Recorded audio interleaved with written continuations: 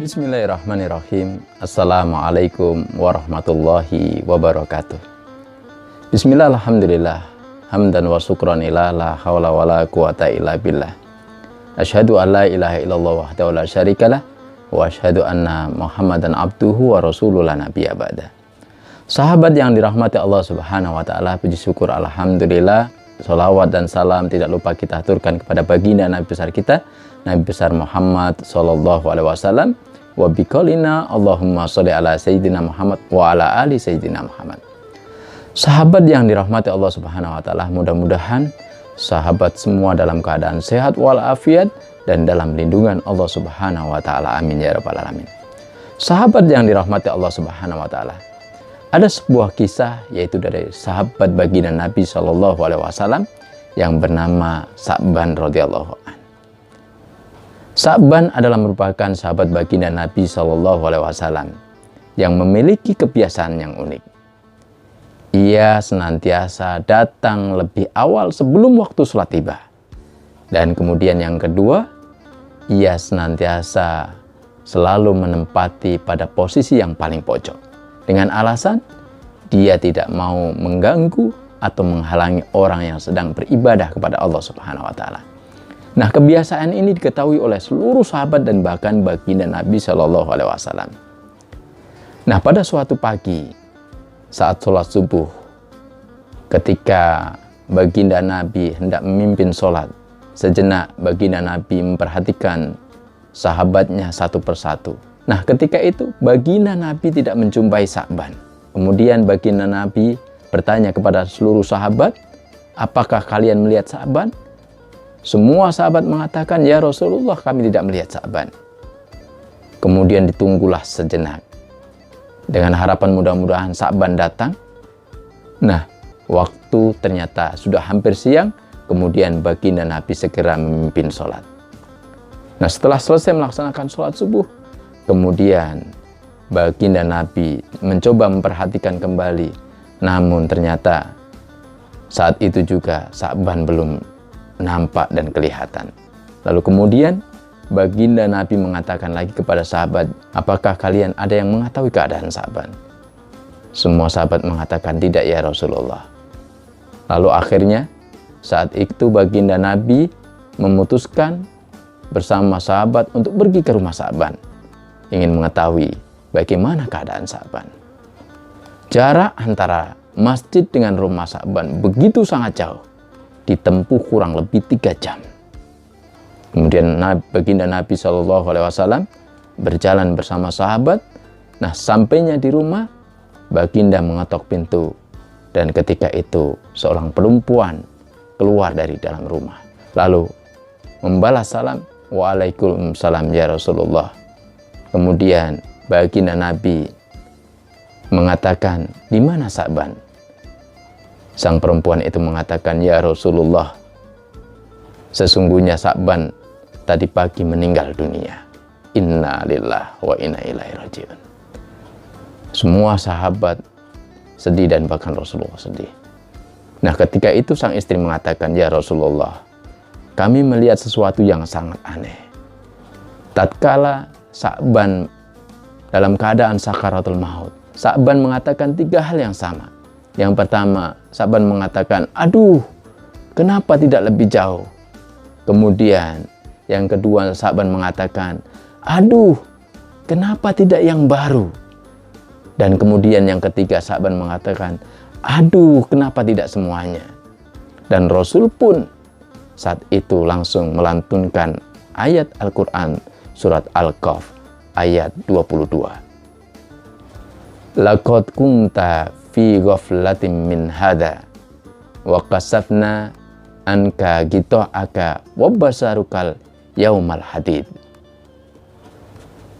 Yang artinya, sungguh kamu dahulu lalai tentang hal ini, maka kami singkapkan tutup yang menutup matamu sehingga penglihatanmu hari ini sangat tajam. Ayat ini adalah menegaskan bahwa ketika seseorang sakaratul maut, maka hijab-hijab itu akan dibuka oleh Allah Subhanahu wa taala, sehingga saat itu dia dapat melihat tentang tayangan ulang perbuatan-perbuatan yang lalu dan balasan yang akan Allah berikan kepadanya.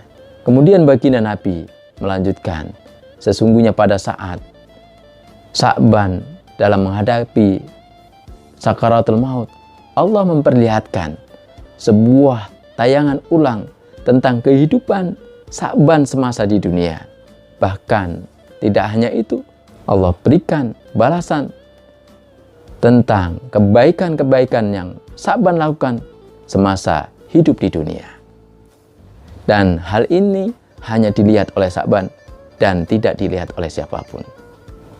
Dan saat itulah Allah memperlihatkan tayangan ulang tentang kehidupan Sya'ban dan balasan yang Allah berikan kepada Sya'ban. Balasan pada diri Sya'ban atas usahanya untuk berangkat ke masjid dengan jarak yang sangat jauh. Nah, saat itu Sya'ban spontanitas mengucapkan, aduh, kenapa tidak yang lebih jauh? Sya'ban berharap ketika itu jauh, maka Allah akan berikan balasan yang sangat luar biasa. Yang sekarang ini saja Sya'ban telah diberikan balasan oleh Allah Subhanahu wa taala dengan balasan yang luar biasa.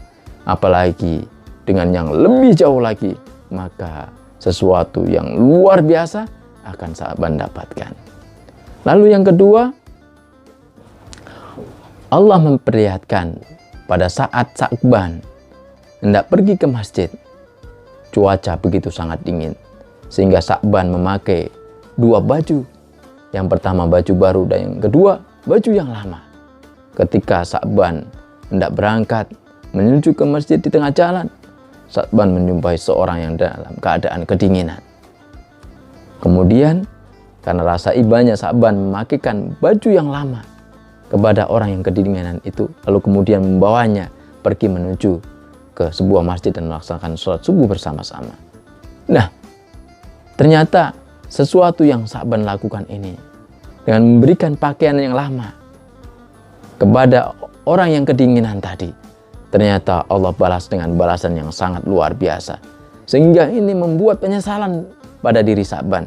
Aduh, kenapa tidak yang baru ini yang saya berikan? Andai saja yang baru ini yang berikan, tentu akan mendapatkan balasan dari Allah Subhanahu wa taala yang sangat luar biasa. Lalu yang ketiga, Sya'ban diperlihatkan oleh Allah Subhanahu wa taala yang tatkala itu di waktu pagi, di saat Sya'ban hendak sarapan, sepotong roti dan segelas susu. Kemudian tidak lama ada seorang yang mengetok pintu dan mengatakan, wahai Tuan, aku sedang lapar. Bahwasanya aku sudah 3 hari tidak makan. Kemudian dengan rasa iba, Sya'ban memotong rotinya menjadi 2 bagian yang sama dan kemudian membagikan susunya dengan bagian yang sama pula. Nah, ternyata apa yang dilakukan oleh Sya'ban semasa hidup di dunia ini, ternyata Allah berikan sebuah balasan yang sangat luar biasa. Nah, ini yang membuat penyesalan. Aduh, kenapa aku tidak berikan ya, semuanya? Nah, inilah sebenarnya yang dialami oleh Sya'ban pada saat sakaratul maut. Sahabat yang dirahmati Allah Subhanahu wa taala, kisah Sya'ban ini menjadi sebuah pembelajaran bagi kita. Yang pertama adalah bahwa kematian adalah sesuatu yang niscaya, sesuatu yang pasti, yang siapapun akan menjumpainya dan tidak seorang pun dapat menundanya.